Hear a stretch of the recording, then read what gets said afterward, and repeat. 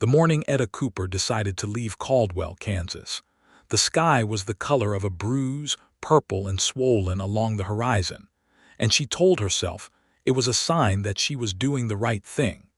She had been up since before dawn, moving through the small house on the edge of town with the quiet efficiency of a woman who had already grieved everything she was leaving behind. The house was not much: 2 rooms, a cast-iron stove, a bed frame that had belonged to her mother, a rocking chair her late husband Thomas had built by hand the first winter they were married. She had stood in front of that rocking chair for a long time, running her fingers along the arm where the wood had been worn smooth by years of use, and then she had turned away from it and started wrapping her good china in old newspaper. It was 1882, and Caldwell was a cattle town that never quite slept, always humming with the sound of drovers and saloon music and the distant lowing of longhorns being pushed up from Texas. Etta had lived here for 4 years, arriving as Thomas Cooper's young wife, 22 years old and full of hope, and now at 26 she was a widow with a wagon to load and a sister in Dodge City who had written her a letter saying, "Come, just come. There is room for you here." She had read that letter a dozen times, folded and refolded until the creases had gone soft and the paper had taken on the shape of her hands. Her sister Margaret was kind, and Margaret's husband ran a dry goods store, and there was a back room in their house that was just sitting empty. It made sense, Etta told herself. It made complete practical sense to go. Thomas had been dead 7 months. He had gone out one cold November morning to check the fence line on the little parcel of land they had been saving to buy outright, and the horse had come back alone by afternoon, and they had found Thomas 3 hours later with a broken neck at the bottom of a gulch. The doctor said it was quick. Etta had nodded at that and thanked him, and then gone home and sat on the kitchen floor for a very long time. She had gotten back up, of course. Women in Caldwell got back up. There was no other option offered to them. But the house had started to feel like a held breath, like something waiting for an exhale that would never come. And when Margaret's letter arrived in early June, Etta had made her decision within the hour. The wagon stood in the yard in the gray pre-dawn light, a sturdy Studebaker that Thomas had kept in good repair, and Etta had already loaded several crates by herself, her arms aching with the effort. She was not a small woman, not frail. She had grown up on a homestead in Missouri and knew how to work, but some of the furniture pieces were beyond what one person could manage alone, and the bed frame had defeated her twice already. She was standing in the yard, hands on her hips, staring at the disassembled bed frame leaning against the side of the house, when she heard the gate open.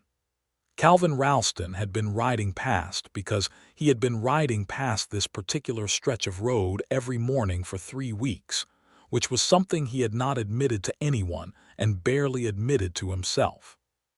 He worked at the Dunbar Cattle Ranch south of town, had been there 2 years, had come up from Texas with a small reputation as a man who was good with horses and better with a rope, and he was 28 years old, and largely content with his life in the way that men are when they have stopped expecting it to surprise them. He had first noticed Etta Cooper at the Mercantile in May, when he had been picking up supplies, and she had been arguing with old Hector Finch about the price of salt, and she had done it so calmly and so precisely, citing the price she had paid the month before and the month before that Hector had actually given her the better price, which nobody ever got from Hector Finch.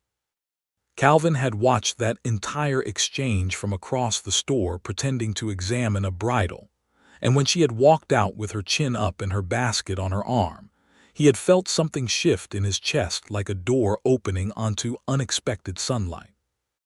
He had asked around, careful about it, and learned that she was the widow Cooper, that her husband had died the previous fall, that she was quiet and capable and kept to herself. He had found himself manufacturing small reasons to ride past her property, which was a thing he recognized as foolish and did anyway. So when he came up the road that morning in the gray early light and saw her standing in the yard with her hands on her hips and a wagon half loaded, and a look on her face like she was at war with the universe. He pulled his horse to a stop without thinking.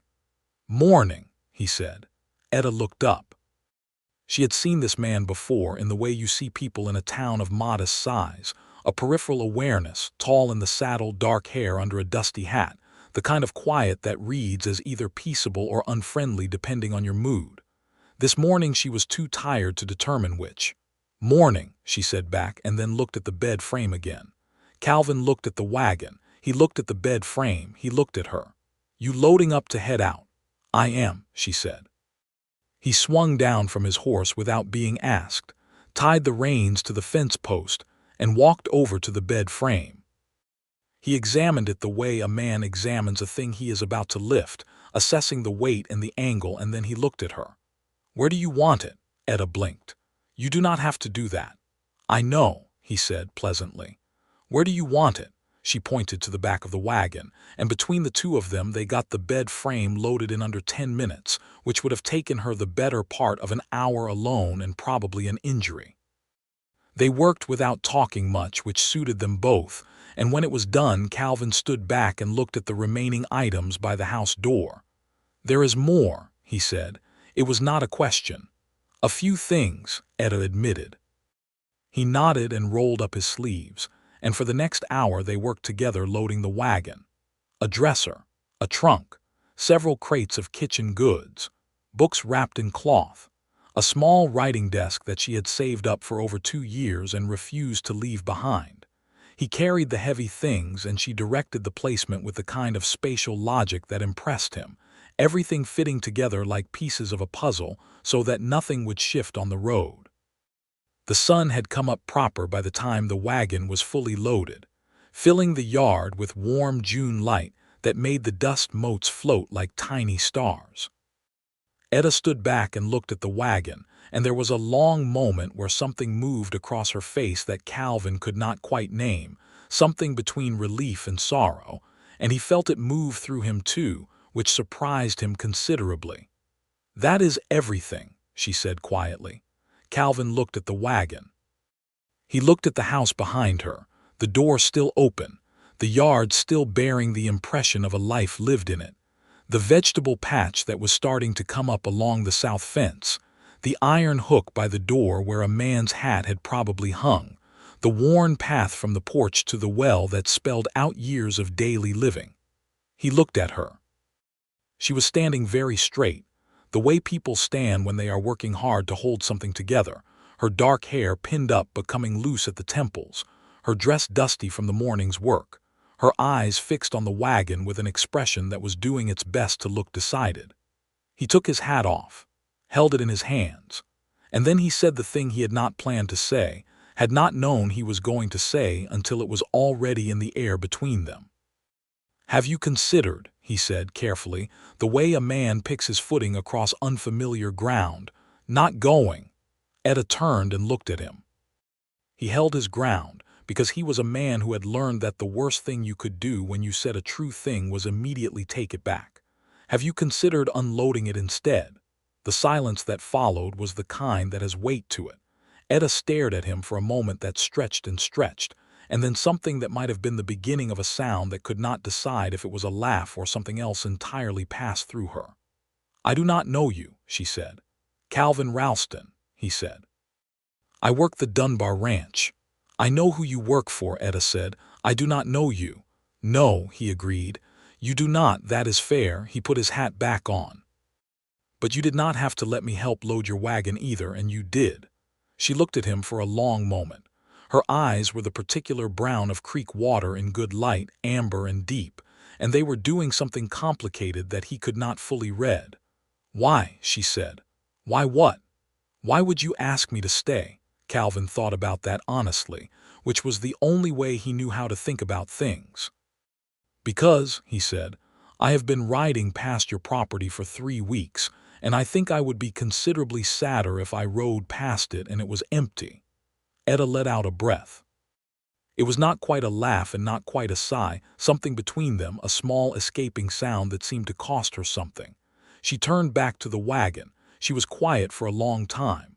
"My sister is expecting me," she said. "I know that is not a no," Calvin said. She turned back to look at him again, and this time there was something different in her eyes, something that was paying attention in a new way. "You are very straightforward, Mr. Ralston." "Yes, ma'am." "I have found it saves considerable time." "Time," she repeated softly, almost to herself. Then after another pause, "Would you like some coffee? I believe I can still reach the pot." It was not a yes, and it was not a no, and they both knew it. And Calvin Ralston sat down on her porch steps while Etta Cooper dug the coffee pot out of the wagon, and the morning settled around them like something that had been waiting for exactly this. Etta made the coffee on the stove inside the nearly empty house, moving around the spaces where furniture had stood with the ease of someone who knew every inch of the floor, and Calvin waited on the porch and watched the town of Caldwell begin to wake up around him. A rooster somewhere, the distant sound of a blacksmith, a pair of drovers heading toward the cattle pens. He was doing something reckless, he knew that. He was a ranch hand who had said something forward to a grieving widow and was now sitting on her porch waiting for coffee. He had no particular standing to ask her anything. He owned nothing except his horse, his saddle, his gear, and 2 months' wages in a tin box under his bunk. But there was something about the sight of that loaded wagon, about the careful, brave way she had been standing in front of it, that had cracked open something in him he had not been aware was sealed shut. Etta came back out with 2 tin cups of coffee, and she handed him one and sat down in the yard rather than on the steps beside him, perched on the edge of a fence rail, maintaining a proper distance that was also a kind of conversation. "Thomas died 7 months ago," she said, matter-of-factly, as if she had decided to simply lay it out rather than let it be a thing in the room. "He fell from a horse. We had been married almost 3 years." "I heard," Calvin said quietly. "I am sorry." "I decided to go to my sister's because staying felt impossible," Etta continued. She was looking at her coffee rather than at him. "It still feels impossible. Every corner of that house has a shape of him in it." She looked up. "I do not know why I am telling you this. I have not said this to anyone. Maybe because I am someone you do not have to protect yourself with," Calvin offered. She considered that. "You are a stranger." "Yes, strangers are sometimes easier," she admitted. "Sometimes," he agreed. They drank their coffee in the warming morning, and Etta found herself noticing things about him without meaning to. The way he held the cup in both hands. The patience in him, the quality of not needing to fill silence. The small scar along his jaw that suggested some old encounter he had not led with. His hands, which were working hands, scarred and capable, but which held the cup with a kind of gentleness that surprised her. "What did you mean?" she said finally. "When you asked if I had considered staying, what would staying look like in your imagination?" Calvin was quiet for a moment, and she appreciated that he thought before speaking. "I do not have a complete picture," he said honestly. "I only know that a woman who wins an argument with Hector Finch over the price of salt, and who fits a wagon like a puzzle, and who makes a good cup of coffee on a cold stove in an almost empty house, is a woman who belongs somewhere she can grow roots. And you already have roots here. You have a vegetable patch coming up along the south fence." Etta looked at the fence. The little green shoots were there, faithful and ignorant of all her plans. She had planted them in April almost automatically because her mother had always said that a garden planted was an act of hope. She had not thought much about it at the time. "A vegetable patch is not a reason to stay," she said. "No," Calvin agreed. "It is not." Another silence. "Tell me something about yourself," Etta said, surprising herself slightly. "If you are going to sit on my porch and ask me to stay in my own town, the least you can do is give me something to evaluate." Calvin almost smiled, which was a thing his face did carefully and not often, but she caught the edge of it. "I came up from San Antonio 2 years ago," he said. "I worked cattle for 12 years before that, started when I was 16. My father had a small ranch in Texas that went under when the drought came in '74. He died the following year, my mother 2 years after that. I have a younger brother, Nate, who is working a spread in New Mexico. I can read, which is more than some will tell you. I can fix a fence, break a horse, and cook a passable stew. I have no particular enemies and no particular debts." He paused. "I am not a man who says things he does not mean, which is perhaps why I do not say very many things." Etta listened to all of this with her whole attention, the way she listened to most things, completely. "You have been alone a long time," she said. "I have," he said without self-pity, just the plain truth of it. "I have been alone 7 months," she said. "You have been alone much longer than that." "Different kind of alone," he said. She looked at him. "Yes," she said softly. "Different kind." They sat there while the sun climbed higher and the day opened around them. And Etta felt something she had not felt in 7 months, which was something other than grief. It was tentative and thin, like the first green of early spring, but it was there. "I would like," she said slowly, as if testing the words, "to think about this." "That is all I am asking," Calvin said. "Not today," she clarified. "I cannot make a decision about my life today while I am standing in front of a loaded wagon. I need a day, or 2. "I am not going anywhere," Calvin said. Etta nodded. She turned and looked at the wagon again, at everything she owned packed into it, at the life she had been about to drive away from. The rocking chair Thomas had built was right there at the back, the smooth arms catching the morning light. "You should get to work," she said, not unkindly. "You have a ranch to attend to." "I do," he agreed, and stood and set his empty cup on the porch railing. He put on his hat, untied his horse. At the gate he paused and looked back. "Mrs. Cooper, Mr. Ralston, thank you for the coffee." "Thank you for the help," she said. He rode away, and Etta Cooper stood in her yard between her packed wagon and her empty house and did not move for quite a long time. She did not unload the wagon that day. She sat with the decision the way she sat with most decisions, carefully and without rushing herself, turning it over in her hands and examining all its surfaces. She wrote a letter to Margaret that evening, sitting at the writing desk she had hauled back inside and set in its old spot by the window, and she explained that she had been delayed, that she was well, that she needed a few more days before she set out. She sealed the letter and would post it in the morning. Then she sat in the empty house and thought about a man who had ridden past her property for 3 weeks and said so without apparent shame, and who had asked her to stay not with persuasion or argument, but with a simple question and a cup of coffee and an honest accounting of himself. She thought about Thomas, which she did every night, the particular constellation of things that was Thomas Cooper, his laugh, his hands, the way he read aloud because he knew she liked it, the cold November morning that had erased all of it. She let herself feel the grief of that, the real weight of it, without trying to manage it. And then she did something she had not quite done before. She asked herself if grief meant she was done, if it meant the rest of her life was only ever the shape of a loss. She was 26 years old. The garden along the south fence was coming up. In the morning she did not unload the wagon, but she did not hitch the horses to it either. She went to the market instead, because she needed bread and she wanted to move among people, and she saw 2 of the women from the church auxiliary who asked if she was still planning to leave, and she said she was considering her options, which was the most precise true thing she could say, and they nodded with the particular expression of women who suspect a romance and are choosing not to say so directly. She saw Calvin Ralston coming out of the feed store. He saw her at the same moment. He touched the brim of his hat. She nodded. They did not stop and speak, but as she walked past, he fell into step beside her for a moment, naturally, as if they had arranged it. "Good morning," he said. "Good morning," she said. "I have not unloaded the wagon." "All right," he said. "I have also not left."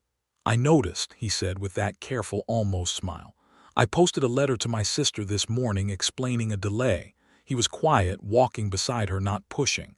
She liked that about him with a specificity that surprised her. "I would like to take a walk this evening," she said, looking straight ahead. "If you happen to be available." "I believe I can arrange that," he said. "By the creek," she said. 7 o'clock. If you are late, I will assume you changed your mind and I will think no less of you." "I will not be late," he said. He was not late. He was there at the creek at 5 minutes before 7, which she thought was the right kind of punctuality. not anxious but not careless either. And she arrived herself at 7 exactly, and he was standing by the water with his hat in his hands looking at the evening light on the current. And when he heard her footsteps, he turned and looked at her with an expression that was open in a way his face did not usually permit itself. And she felt something in her own chest respond to it. They walked along the creek for almost 2 hours. It was the kind of conversation that happens when two people who have both been alone for a long time find that talking to each other is not an effort. Etta told him about Missouri, about her father's homestead and the particular quality of the sky there, and the way her mother had known every plant by its full Latin name and common name and every use of it. She told him about coming to Kansas with Thomas, about the first winter when everything had been so hard and so good simultaneously. She told him about teaching herself to manage the accounts when it became clear she was better at numbers than Thomas was. And she told him with a rueful laugh about the time she had talked Hector Finch down on a barrel of flour, and Thomas had been so proud he had told everyone who would stand still long enough to listen. Calvin told her about Texas, about the particular loneliness of cattle country when the work was done and the night was very big. He told her about breaking his first horse when he was 15 and the pure animal terror and joy of it. He told her about the way his mother used to read to them in the evenings from whatever book she could get hold of, and how that habit had stayed with him, and how it was sometimes strange to have no one to share what he was reading with. "What are you reading now?" she asked. "Roughing It," he said. "Mark Twain, it is very funny." "I have read it," she said, lighting up slightly. "The part with the coyote. I read that part to Thomas and we both laughed until we were unreasonable." There was a small pause when she said Thomas's name, a small recognition passing between them of the weight that name carried, and Calvin did not flinch from it, which she noticed. "He sounds like a man worth laughing with," Calvin said, simply and sincerely. "He was," Etta said. She was quiet for a moment. "I am not trying to replace him. I want you to know that. I do not think a person can be replaced." "No," Calvin said, "they cannot. But I think," she said carefully, as if constructing something delicate, "that a person can love someone and lose them and still have room for the world. I am still working on believing that, but I think it might be true." "I think it is true," Calvin said, and he said it with the quiet conviction of someone who has thought about the matter seriously rather than someone offering comfort. When they walked back into town, the stars had come out fully over the Kansas plain, and it was the kind of sky that made you feel both very small and very included in something enormous. They stopped at the corner of the main road where their paths diverged, and Etta turned to face him. "I am going to think some more," she said. "I know," he said. "You are very patient," she observed. "I have been patient about most things," he said. "I find it works out better than the alternative." "Most things," she repeated, catching it. He met her eyes. "Some things feel less easy to be patient about," he said. She held his gaze for a moment. Then she said good night and walked home, and Calvin Ralston stood at that corner for quite a long time looking at the stars before he walked to where he had left his horse. Over the next week, a pattern established itself so gradually and naturally that neither of them could have said exactly when it began. Calvin took to stopping by in the mornings, not every morning but often enough, and they would have coffee on the porch and talk, and then he would go to the ranch and she would go about her day. Some evenings they walked by the creek. One Sunday afternoon she found him at the ranch corrals watching a young colt he had been working with, and she had stopped to watch, and he had explained what he was doing, and why with such patient detail that she had ended up staying for 2 hours. The wagon stayed packed. Etta was aware that the town was watching this with the frank curiosity of a small community that does not have a great deal of competing entertainment. She received pointed questions from the women at the church, and less pointed but equally interested comments from old Mr. Pike at the hardware store, and one very direct inquiry from Sheriff Dale Hutchins, who had liked Thomas Cooper and had a protective feeling about his widow that was entirely decent. "That Ralston," the sheriff said, leaning on the counter at the post office where Etta had come to check for letters. "He is a good man, works honest, No trouble that I know of." "Thank you, Sheriff," Etta said, with a composure she was somewhat proud of. "I will keep that in mind." "I am just saying," the sheriff said, "just for your information." "Duly noted," she said. She wrote to Margaret again, a longer letter this time, trying to explain something she was not sure she fully understood herself. She wrote that she had met someone, which felt too large and too small at the same time, and that she was not certain of anything but that she was not ready to leave, and that she hoped Margaret would understand, and that she missed her and would come visit in the fall regardless of how things sat. Margaret wrote back within 2 weeks, which was fast for the postal service in 1882, and the letter said, "Etta, you have been sensible your entire life. You are allowed one spectacular act of faith. Stay if you feel it. I will be here either way.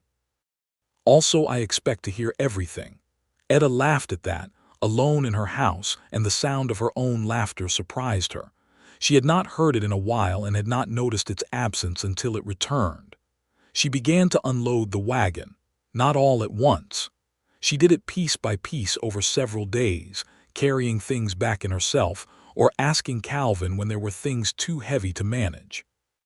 He helped without comment each time, though she caught, on the third day, the particular quality of his expression when she brought out the crate of kitchen things and carried it back through the door.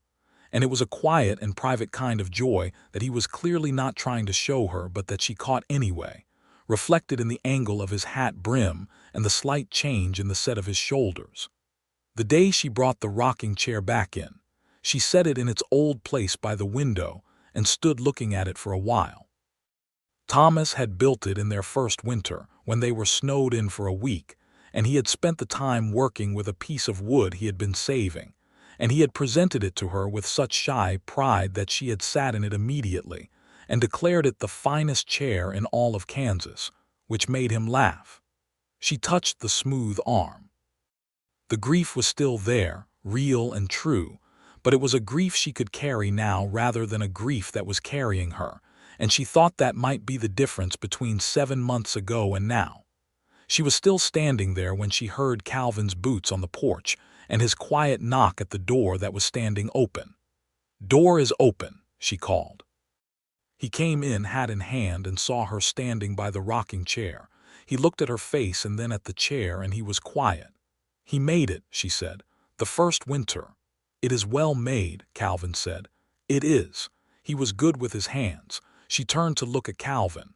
"I need you to know that I am keeping it, that it will always be here, and he will always have been my husband, and I will always love what I had with him."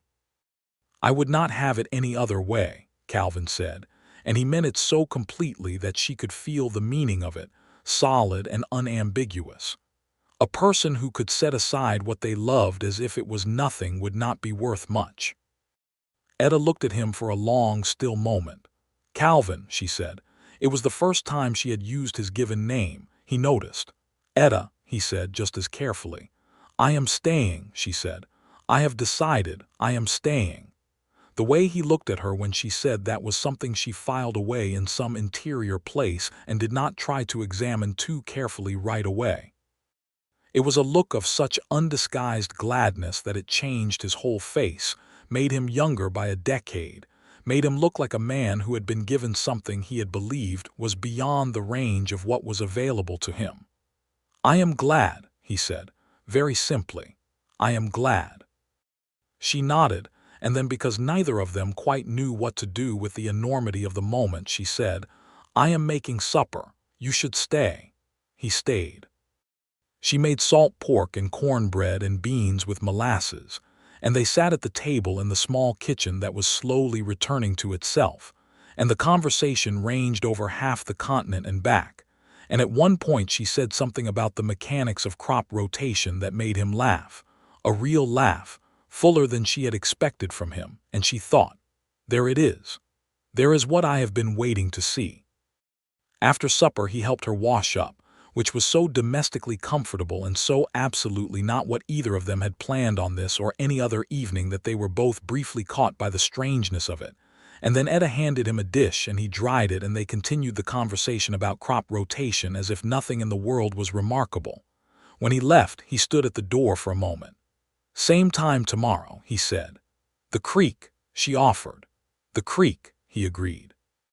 He put on his hat and walked down the path into the dark, and Etta closed the door and leaned against it, and felt the whole evening settle around her like something she was going to want to keep. It was Calvin who kissed her first, though it was Etta who made it possible. It happened 3 weeks later, on a late June evening by the creek when the cottonwoods were putting out their summer sound, that particular dry rustling that is somehow both restless and peaceful. And they had been talking about nothing consequential for a while, which had become one of her favorite things to do with him. Talk about nothing in particular with the ease of people who are entirely comfortable in each other's company. They had stopped walking and were standing on the bank, watching the water, and she had said something about the color of the light on the current, some observation she would not have bothered to say aloud a month ago because there had been no one to say it to. And he had turned to look at her with that look of his that she had come to understand as meaning he was paying complete attention. And she had turned to look back at him, and the distance between them was small, and she did not step back from it. He raised his hand and very slowly, as if asking permission at every increment, tucked a strand of her hair that had come loose behind her ear. His hand stayed for just a moment at the side of her face, barely touching, and she felt the warmth of it all the way through her. "Etta," he said, and the word was a question with a great deal inside it. "Yes," she said, which was the answer to all of it. He kissed her then, gentle and entirely certain at the same time, the way he did most things, and she kissed him back with something that surprised her with its force, as if some portion of her had been holding its breath for months and could now finally exhale. They stood there on the bank in the cottonwood light for a long time, and when they finally separated, they were both very quiet, and the creek went on talking beside them with complete indifference. "Well," Etta said, eventually. "Well," Calvin agreed. She laughed, and he smiled, a real full smile that she thought she was going to spend a long time being glad she got to see regularly. And they walked back to town in the warm evening with their hands close enough to touch and sometimes touching, and neither of them said anything unnecessary. The summer moved through Caldwell the way Kansas summers do, bold and relentless, the heat rising off the plains in visible waves, the cattle trade humming at its highest pitch, with drovers and trail bosses and buyers cycling through town in a constant procession. Etta's garden produced with the enthusiasm of plants that had been given a good start and then largely trusted to get on with it, and she found herself selling surplus at the market on Saturdays, a modest income that supplemented the small amount Thomas had left. She and Calvin saw each other every day, though the shape of that varied. Sometimes it was a brief exchange when he came into town for supplies. Sometimes it was the long evening walks. Sometimes he came for supper and stayed late, reading aloud from whatever book they were working through. They had finished Roughing It, and had started on a collection of Mr. Longfellow's poetry, which Calvin read with the care of a man who had taught himself to appreciate language, and therefore did not take it for granted. One evening he read "The tide rises, the tide falls," and when he finished there was a silence, and Etta said, "Read it again," and he did, and she looked at him over the lamp's glow with an expression she did not try to conceal, and he met it with one of his own. "You are a surprising man, Calvin Ralston," she said. "You are a surprising woman, Etta Cooper," he said right back. She liked that he matched her. She had not fully known how much she needed that until she had it. Caldwell was not a simple place. It was a town built on the cattle trade and all the chaos that came with it, and there were nights when the sound of disputes at the saloon traveled far, and there were men who came through with trouble built into their nature, and there were the larger troubles of the time that pressed in from outside. The railroad expansion had changed everything about the region. The farmers and the cattle ranchers were in a constant friction that sometimes flared into something more serious. And for the indigenous people who had lived on these plains long before any of this, the decade had been one of loss that Etta, who had a conscience that would not let her simply look away, found herself thinking about with increasing weight. She had spoken about this with Calvin one evening, expecting either dismissal or defensiveness, the two most common responses she had encountered when she raised the subject with most people. He had surprised her. "The Comanche, the Cheyenne, the Kiowa, they have been pushed from everything," he said, looking at the fire. "I have ridden through country in Texas that I know was theirs 2 decades ago. It does not sit easy." He was quiet for a moment. "I do not know what a man does with that except not pretend it is not true." It was not the same as having a solution. There was no simple solution to be had, and she knew that. But the willingness to hold the truth of it, to refuse the comfortable story that what had happened was simply progress and not also a great dispossession, told her something about him that mattered. In August, a situation arose that tested them in a different way. A man named Harlan Dews arrived in Caldwell with a letter claiming he was owed a debt by the estate of Thomas Cooper. He was a large man with flat eyes and a manner that was pleasant on the surface and threatening underneath, like ice over dark water. He presented himself at Etta's door one hot afternoon and produced the letter with the air of a man who expected this to be very simple. Etta read the letter carefully. It claimed Thomas had borrowed $150 from a Mr. B.J. Dews, presumably Harlan's relative, the previous year, and that the debt was now owed by the estate. "I have never heard Thomas mention this debt," Etta said. "Doesn't mean it doesn't exist," Harlan said.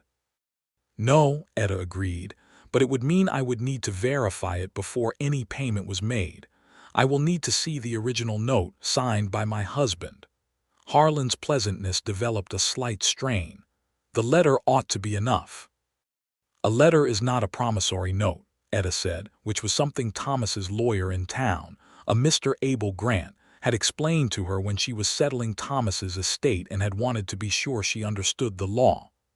"If your relative has a legitimate claim, he is welcome to bring the original document to Mr. Grant's office and we can proceed properly. Until then, I have nothing to pay and nothing to discuss." She closed the door.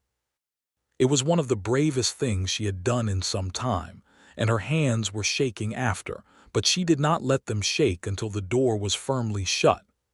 Harlan Dews came back the next morning, and this time Calvin was there, having stopped by for coffee. Etta answered the door, and there he was again, and this time his pleasantness was gone entirely.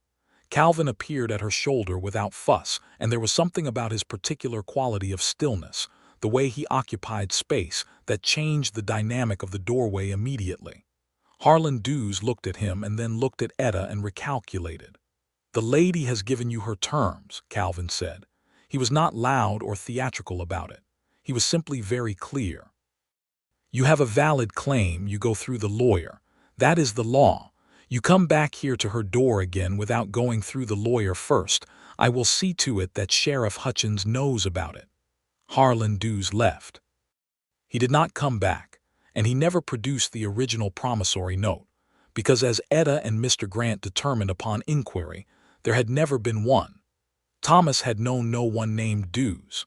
It had been a common enough predatory scheme, targeting widows who might not know their rights.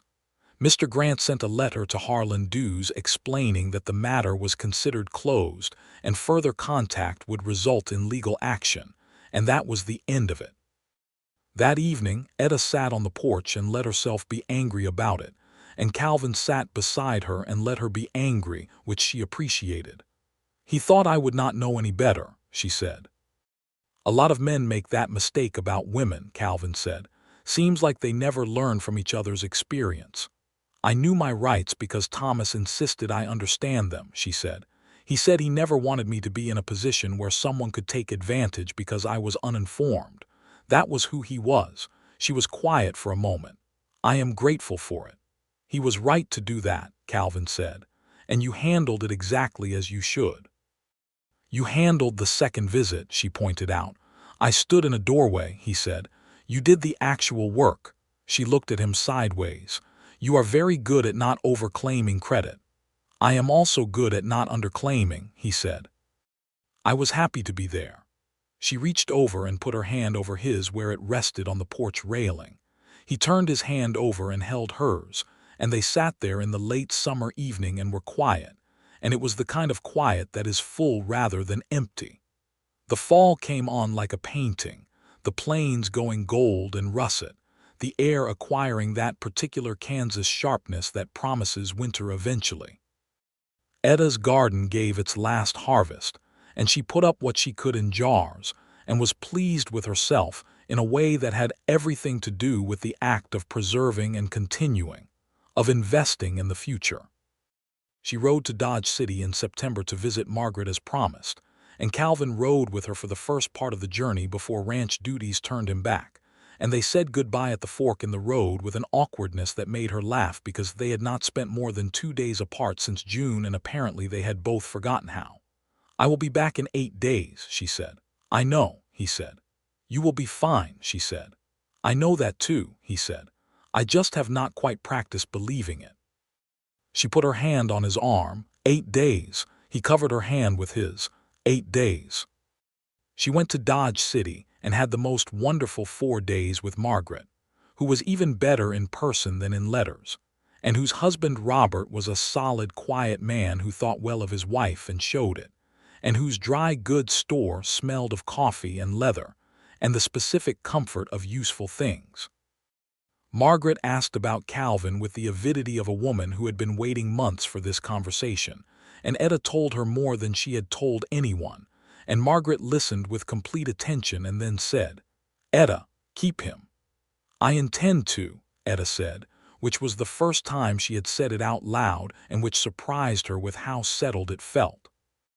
On the road back to Caldwell, alone with the wagon and the wide Kansas sky, she had 4 days of travel to think, and what she mostly thought about was how different the road felt going home than it had felt in June when she had been going away. In June the road had been a retreat. Now it was a return. She thought about what she wanted, not what made sense, not what was practical, not what other people thought she ought to do, but what she actually wanted.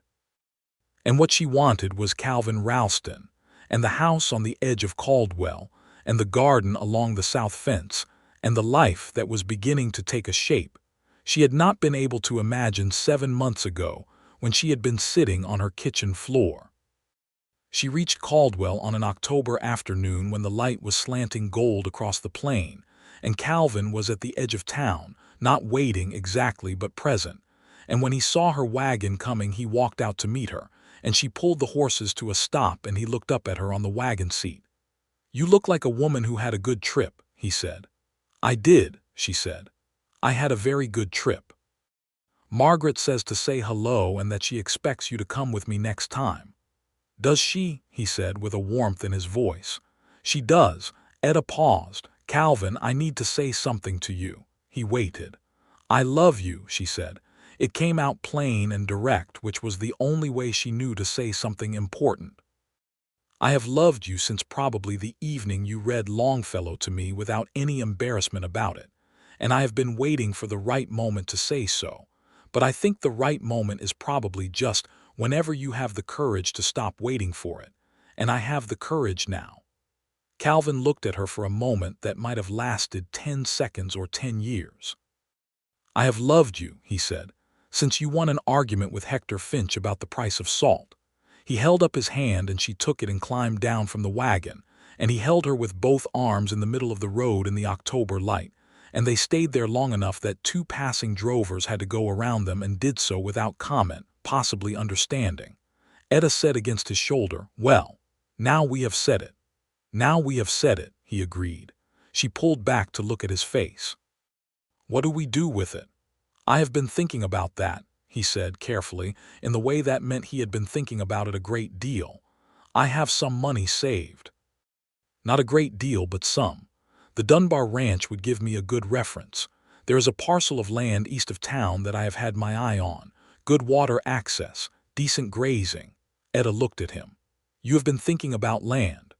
"I have been thinking about land for about 2 months," he said, which is approximately when it became clear that I was not going to be able to stop thinking about you, and that I needed to figure out what I actually had to offer. "You have already been offering quite a lot," she pointed out.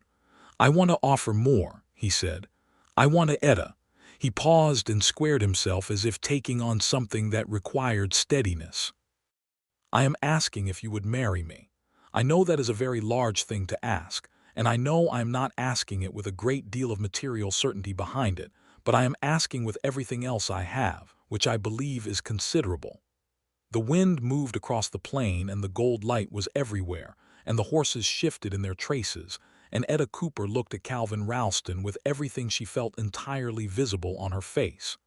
"Yes," she said. "Obviously, yes." He laughed, that full real laugh she loved, and she laughed too, and they were standing in the road in October in Kansas being laughed at by the universe and not minding at all. They were married in November, at the little white church on the north end of Caldwell, on a day that was cold and clear and impossibly bright. The sky the particular blue that Kansas reserves for days when it wants to make a point. Margaret came from Dodge City with Robert and their 2 children, a boy of 6 and a girl of 3, and the children were excessively impressed by Calvin's horse and spent most of the reception trying to feed it sugar from the refreshment table. Sheriff Hutchins shook Calvin's hand with the gravity of a man performing an official endorsement. Hector Finch from the Mercantile came and brought a very fine jar of preserved peaches as a gift, which Etta found both touching and faintly hilarious. The women from the church auxiliary had organized the reception with the enthusiastic efficiency of people who have been invested in a romance since its beginning and feel they deserve some credit for its conclusion. Calvin wore his best coat, which was well brushed and fit him properly, and he stood at the front of the church and looked at Etta coming down the aisle, and his face did that thing it did sometimes when he was holding something too large to be entirely contained, where the care of it showed at the edges no matter how composed the rest of him was trying to be. Etta wore a dress she had made from a bolt of deep green wool she had bought specifically for this, with her mother's ivory brooch at the collar and her hair done in the way she almost never wore it, which was loose and pinned with small flowers that Margaret had helped her with that morning. She walked down the aisle of the church in Caldwell, Kansas, in November of 1882, and she had cried twice that morning already and decided she was done crying for the day, and she made it almost to the front before the way Calvin was looking at her made her eyes fill again, and she blinked it back and smiled at him instead. The minister, a good man named Reverend Caldecott who had a gift for brevity that Etta appreciated, kept the ceremony short and full of substance, and when he said the words that made them husband and wife, Calvin held both her hands and looked at her with that open, unguarded expression she had come to think of as his truest one. "You are my wife," he said quietly before anyone else could speak. "You are my husband," she said back. Margaret, standing as witness, sniffled audibly and then cleared her throat. They had supper at the church hall with the assembled townspeople, and there was dancing afterward, fiddle music from a trio of older men who had been playing dances in Caldwell since before most of the current residents had arrived, and Calvin danced badly and cheerfully and without apparent self-consciousness, which Etta found endearing in direct proportion to how unexpected it was. "You are terrible at this," she told him during a reel. "I am aware," he said happily. "We are going to have to practice." "I am at your complete disposal," he said. She laughed and spun and came back to his hand, and they finished the reel badly together, and it was one of the best things she could remember. They spent the winter in the house on the edge of town, and it was a winter of extraordinary domesticity that pleased them both beyond what they had quite anticipated. Calvin took on additional work at the Dunbar Ranch through the cold months, building his savings with the methodical patience he brought to everything, and Etta took in mending and kept meticulous account of their finances, and in the evenings they read aloud and talked and played chess with a set that had been Thomas's, because Etta had asked Calvin plainly if he minded, and he had said that he did not, and she believed him. In December, Etta received a letter from Calvin's brother Nate in New Mexico, a short, plain-spoken letter that clearly had taken some effort to write, congratulating them on their marriage and saying he hoped to meet Etta someday. Etta wrote back a long, warm letter in her clear handwriting, telling Nate about themselves and the town and the plans for the land east of Caldwell, and she asked him questions about New Mexico and his work, and the correspondence became a regular thing that Calvin observed with quiet pleasure. "He does not write to many people," Calvin told her. "He is lonely," she said simply. "People who are lonely will write to someone who actually asks about them." "You are very perceptive," he said. "I was lonely for a while myself," she said. "I know what it looks like." By February they had enough saved, combined with a sum that had come from selling the eastern quarter of Thomas's land parcel, with Mr. Grant's legal help, and at fair market value, to make a down payment on the land east of town that Calvin had been watching. It was 40 acres, not enormous but good land, with a creek-fed pond and natural shelter on the north side from a stand of old cottonwoods, and when they walked it together on a cold February afternoon with the ground still half frozen under their boots, Calvin explained to her what he saw when he looked at it, and she listened and then walked the whole perimeter herself, asking questions. "You see it," he said, watching her. "I see it," she agreed. "It is going to need work." "Yes, a lot of work." "Yes, are you bothered by that?" She looked at him over the cold field. "Calvin, I have been working my entire life. A lot of work is not a deterrent," he smiled. "No, I did not think it would be." They filed the claim in March, with the proper documents and payments, and it was theirs, and Calvin stood outside the land office holding the deed with a stillness that Etta recognized as a man feeling something too large for ordinary expression. She put her arm through his. "Come on," she said softly. "Let us go home and talk about what to build first." He covered her hand with his, and they walked back through the mud of an early spring Caldwell street, making plans. Spring of 1883 was the season of building, quite literally. Calvin, with the help of 2 men from the Dunbar Ranch who owed him favors and a local carpenter named Ed Marsh who turned out to be invaluable, began construction on a house on the new land. It was not the house yet, Calvin explained. It was the foundation of the house, the first structure that would be added to over time as means allowed, but it would be solid and weather-worthy and theirs. Etta was involved in every decision, which was not how it was usually done but was how Calvin proposed to do it, and she had opinions about rooms and windows, and where the kitchen needed to face for best light that he incorporated without argument because they were clearly correct. They moved out to the land in June, to a house that was not finished but was habitable, and Etta planted her first garden on the new land the same week, putting in seeds with the particular pleasure of a woman who was planting in ground that was actually hers. The summer brought its work and its heat and its long golden evenings, and they were building something real from the ground up, which was exhausting and satisfying in a way that Etta could not have fully described, but which she felt in every part of herself as right. In July she realized she was going to have a baby. She sat with this knowledge for a few days before she said anything, not from any wish to conceal it, but because she wanted to understand her own feelings about it first. She had thought she and Thomas might have children, had hoped for it. And then he was gone, and that hope had gone with him in a specific way that had its own particular grief. And now here was this new thing, and the feelings she had about it were so layered and so overlapping that she needed a few days to sort through them. What she found at the bottom of the sorting was joy. Clear and sure, like the creek-fed pond in the morning, joy. She told Calvin on a Tuesday evening after supper, sitting on the unfinished porch of their unfinished house looking at their land in the summer dark. "I am going to have a baby," she said. The silence lasted about 3 seconds, which was long enough for her to notice him very carefully set down his coffee cup. Then he said, "Etta." "Yes," she said, confirming. He put his arm around her and she leaned into him, and he held her there for quite a long time without saying anything else, and the night went on around them, the crickets and the far-off cattle and the particular silence of the Kansas plain, and she felt his heart beating under her cheek and felt the joy of it again, larger this time. "Are you all right?" he said finally, and the question was so specifically his, so careful and genuine, that she loved him with a fierceness that surprised her. "I am more than all right," she said.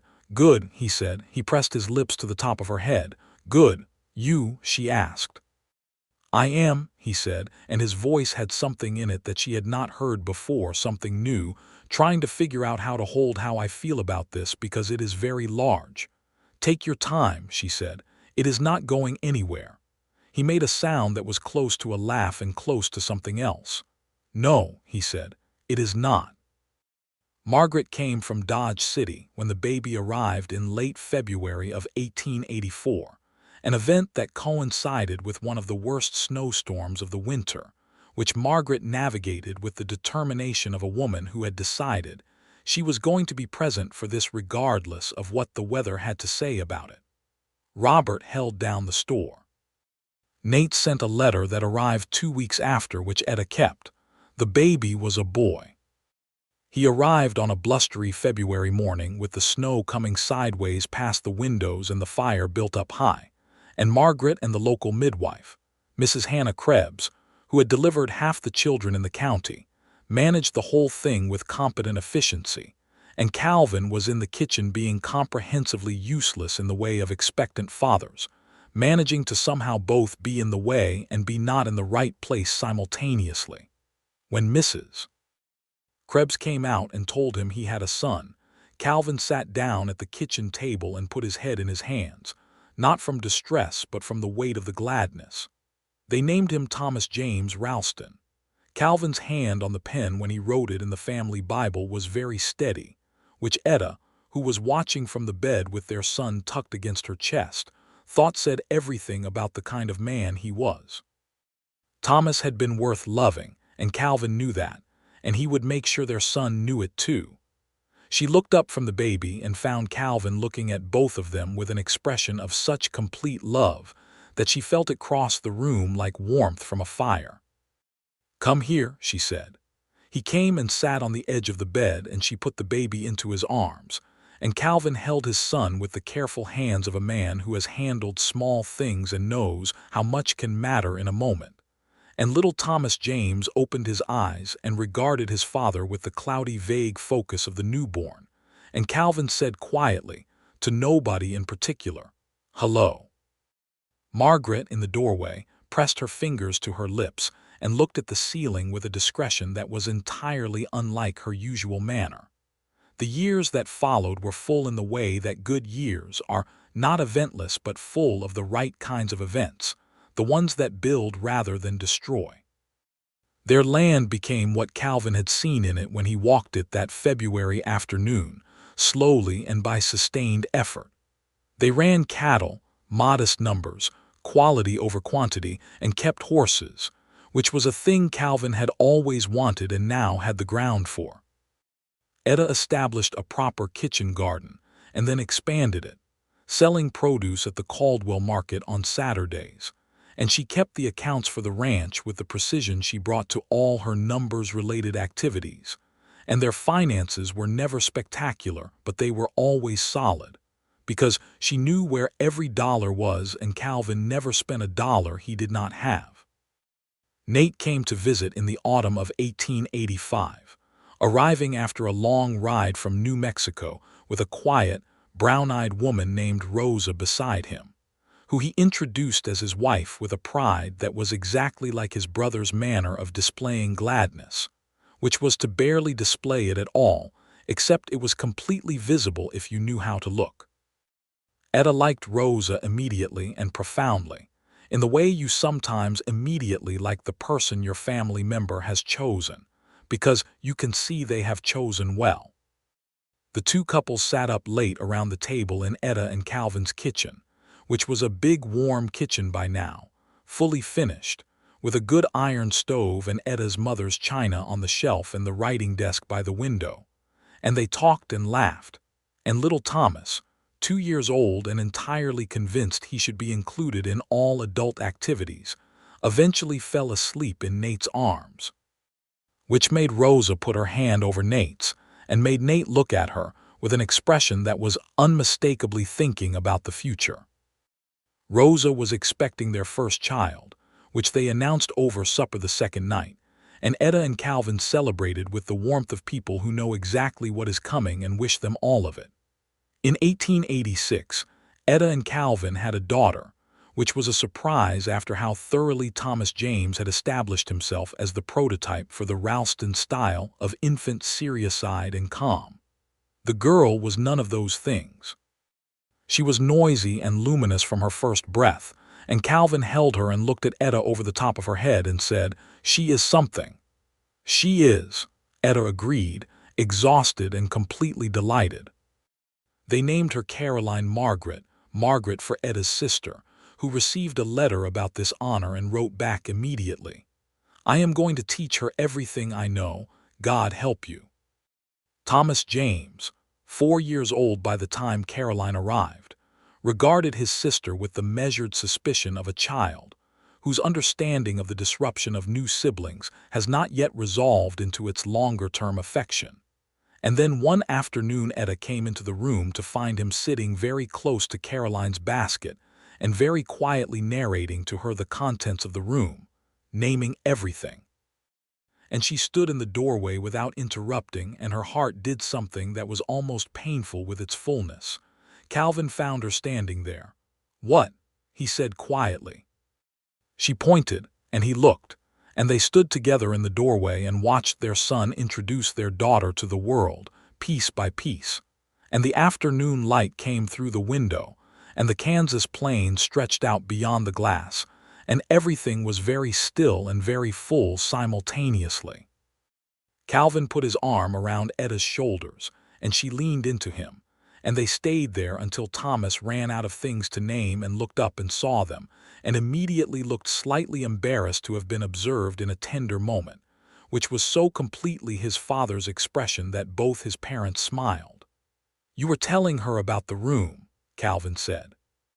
Thomas considered his options.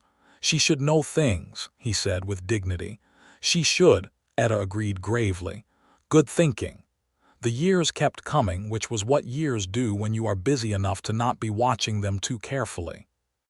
Caldwell changed as all the cattle towns were changing in the mid-'80s, the drive slowing as more and more territory was fenced, the railroad pushing agriculture into places that had been open range, the particular wild energy of the cattle town era beginning to give way to something more settled and less dramatic. Etta and Calvin's ranch settled into itself with a similar maturation, the early scrambling years of building giving way to something more established, and they were not rich, but they were genuinely comfortable, which was its own kind of wealth. The rocking chair Thomas Cooper had built remained in its place by the window in the parlor. Calvin had one day, without being asked, repaired a joint in one of the legs that had been working loose, and done it so carefully that the repair was invisible. Etta had found him doing it and stood in the doorway watching, and he had looked up, and she had not said anything because she did not need to.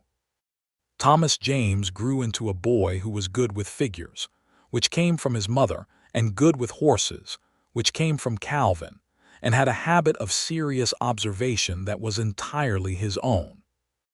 By the time he was 9, he could ride a full circuit of the land and come back with a precise accounting of what needed attention, which he delivered in the tone of a man 3 times his age.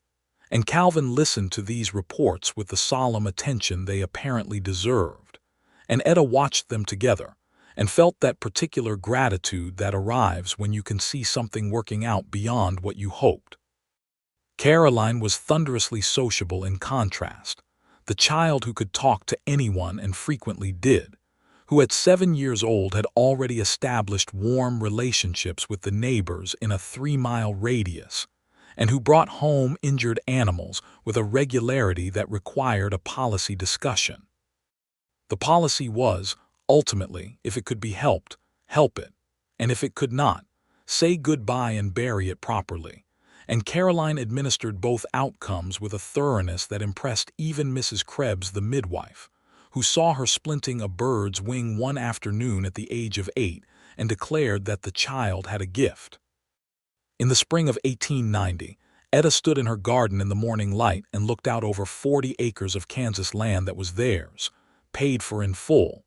The last payment had been made the previous autumn, and thought about the morning 8 years ago when she had stood in another yard in front of a packed wagon and tried to figure out what was true. She heard boots on the path and Calvin appeared beside her, carrying 2 cups of coffee, because some things remained beautifully constant. "Good morning," he said. "Good morning," she said, taking her cup. They looked out over the land together, the stand of cottonwoods, the pond catching the light. The fence line that Thomas James had helped repair last weekend with a concentration so total it had been almost funny to watch. The barn that had been added 3 years ago.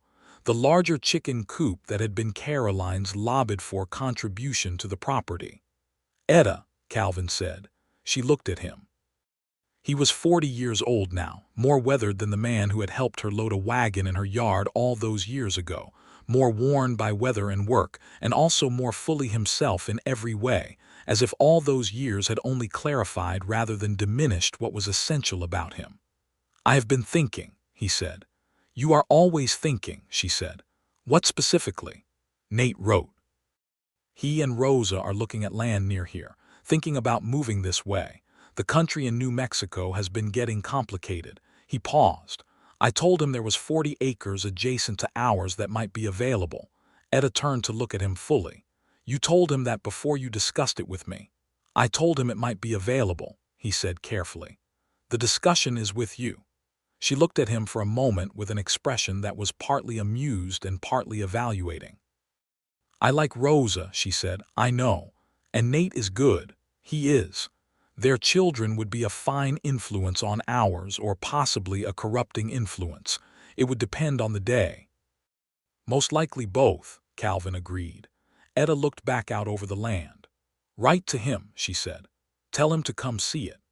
Calvin made a sound of satisfaction, and they stood there in the morning, side by side over their coffee, and the day opened around them with the particular freedom of a day that has no tragedy scheduled, only the ordinary business of a life that has been built carefully and is now genuinely good. That summer, Nate and Rosa came and looked at the adjacent land, and Nate walked it with the careful eye of a man who has been looking for the right thing for a long time and wants to be sure he knows it when he sees it.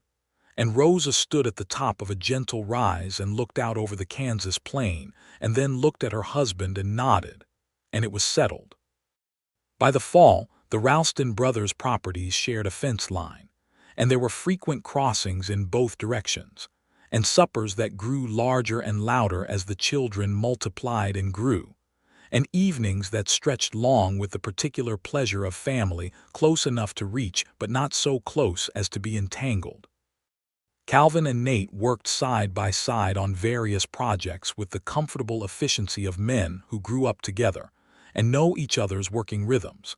And Etta and Rosa had the sort of friendship that women build when they respect each other's intelligence and share a sense of humor, which is perhaps the most durable kind. One October evening, Etta and Calvin sat on the porch of their house, which was a real porch now, fully built and railed, with a good view of the western sky where the sunset was staging something spectacular, all deep orange and rose, and that translucent purple that comes just before true dark. Thomas James was inside doing his figures. Caroline had gone next door to Rosa's, as she frequently did, with the freedom of movement that came from living on safe and familiar land.